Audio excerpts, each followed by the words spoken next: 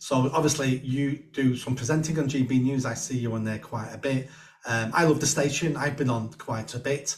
But since Colin Brazier left, he must have liked me because I was on his show almost every week.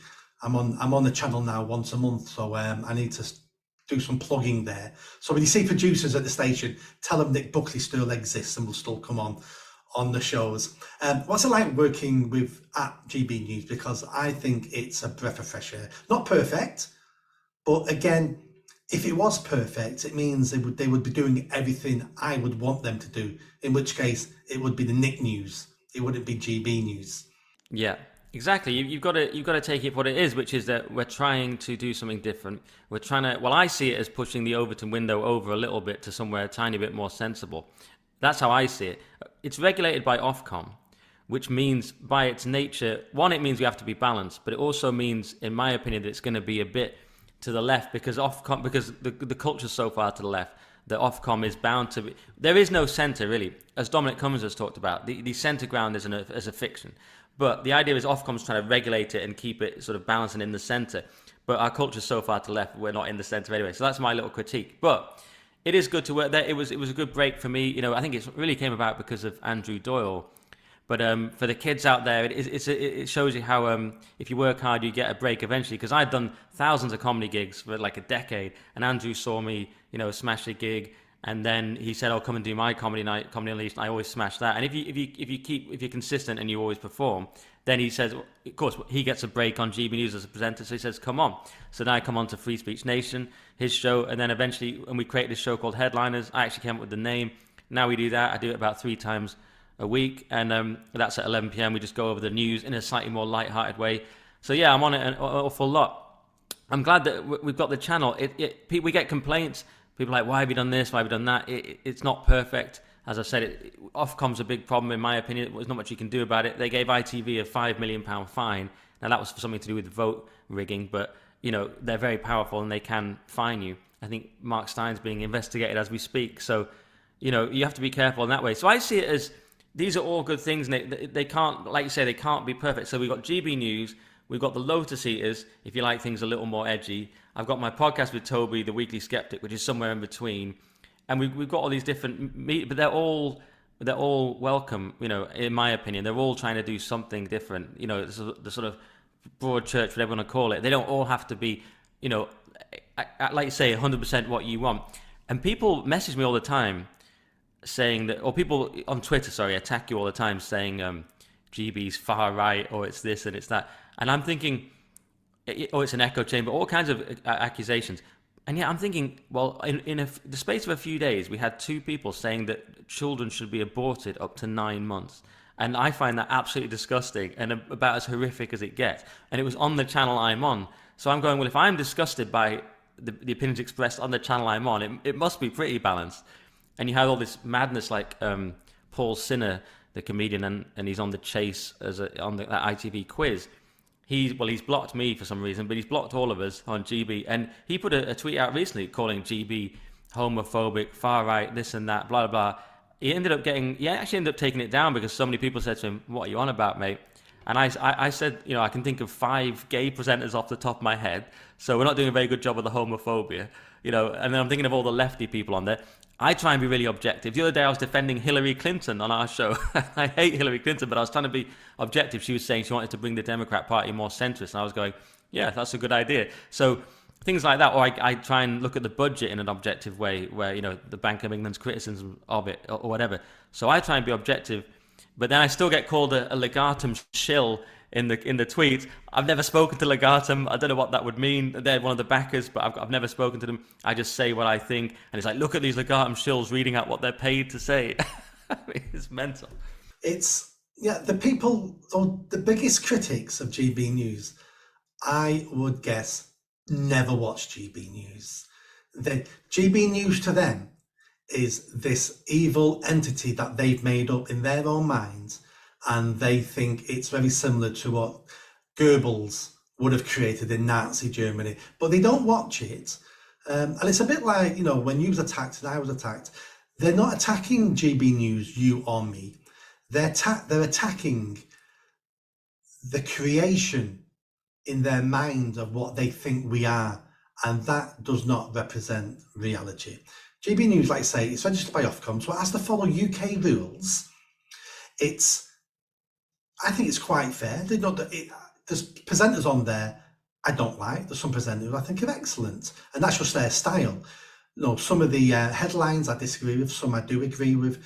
But you're right, there's other outlets out there, and we shop around. So I'll watch some stuff off GB News. I watch some stuff off Lotus Eaters. I will watch a bit of talk radio. And then I look at some of the, I like the Australian Sky News. And I watch other stuff. I tend not to watch BBC and Sky News because it just tends to annoy me. But I watch stuff on YouTube. So it's about having that selection of picking what you want to watch. But I think GB News has been absolutely great. I think it is starting a new conversation in the country. I think people who thought we had a fully independent, middle-of-the-road press before, some of them are now waking up going, I'm seeing a different side of the news now. I'm still watching all of it, but GB News now is making me think, should I always trust the BBC and Sky News? And the answer is, you should never trust any news outlet 100%. Any news outlet. And some of those conversations I think people are beginning to have and realise that they need to a lot more independent thinking. Yeah, and a few points there. You reminded me of this thing about it being, it's sort of a phantom in their minds rather than the reality. My brother was messaging me, maybe I shouldn't throw my brother under the bus, but he's never seen my shows. He doesn't know what they're called. I don't think he's ever watched any of them. I don't think he can name them. But the one time he messaged me was when he said, I've heard GB News is owned by Russia. And I'm like, oh, cheers, mate. So he's never watched it. And we got into an argument about it. And he goes, I just don't like its editorial policy. I was like, oh, really? What is that? What is the editorial policy? Because it's regulated by Ofcom. I mean, what do you think the editorial policy is? How do you know? I don't really know it. I work there. How come you know it? That is something he's read off somebody that someone else has put on Twitter that he's read. That sounds one of those smart sentences that if I say that to my brother might think I know what I'm talking about. So he's got about editorial policy, and you go, well, what is it? Because I work there and I don't know what it is. And he's gone. Yeah, I know. But luckily my parents are watching it, which has been really nice.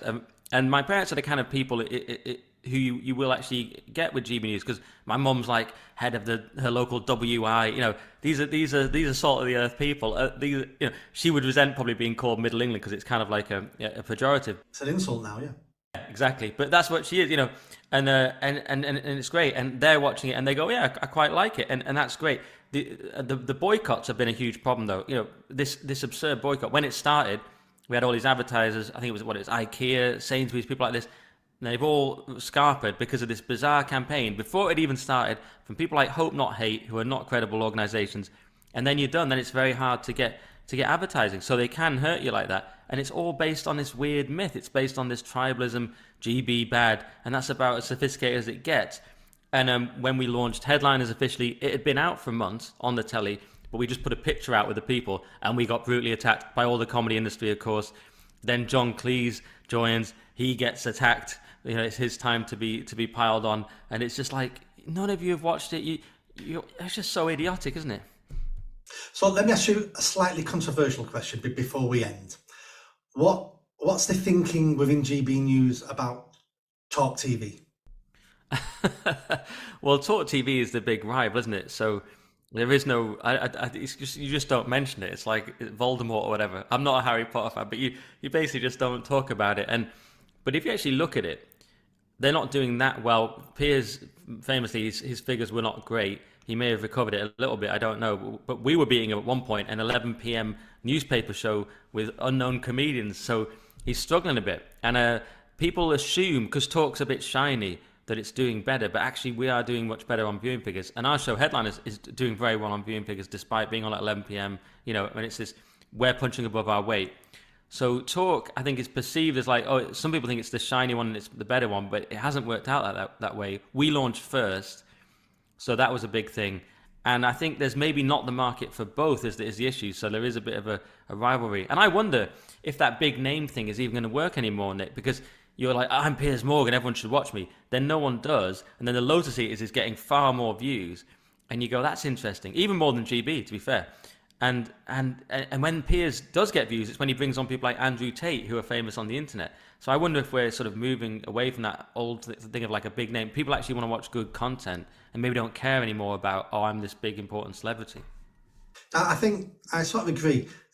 Talk TV, I think, is a bit too shiny. I would dull down some of that flash, graphic orientated presentation, because when I see that, it reminds me of cheap TV programs, highly produced, but cheaper TV programs. I don't like that.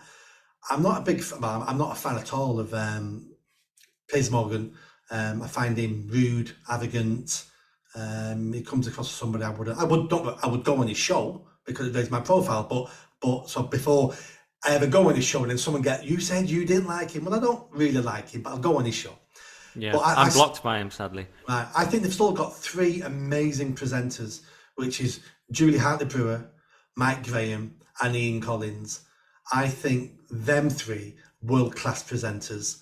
But anything then after that in the evenings, I tend not to watch talk TV at all. I would probably turn on GB News. And I know you won't know the answer for this. I don't expect you to answer for this, but I really, really miss Colin Brazier, and I do not understand why they didn't keep him, because he was a world-class news presenter, and I miss him. He was a great guy. Yeah, I don't know the reasons because that's all above my pay grade. But I will say most of the stuff in TV is just about viewing figures, and it's very hard to get viewers in the day. We're doing surprisingly well, and I'm sure it annoys some people, but we're doing surprisingly well at 11 p.m. and obviously people like Dan Wootton in 9 p.m. I think people in the day just really struggle to get viewers in TV across the board. So that is a challenge. So maybe it's something to do with that, but I don't know. Yeah. I do appreciate it's a business at the end of the day. And if you don't matter how good the presenter is, if they're not bringing in viewers, that affects your advertising, which affects the money coming in, and there's no station. So I fully get it's a business, and it should be run on a business model as well. Yeah, but I think we all rate Brazier. He's, like you say, very strong presenter. Yeah, no, it was absolutely excellent. I really, really enjoyed him.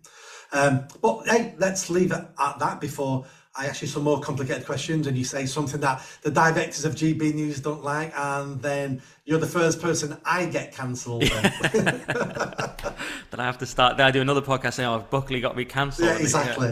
I do go, that bloody compassionate Nazi. Yeah, where was the compassion? It was all Nazi that day.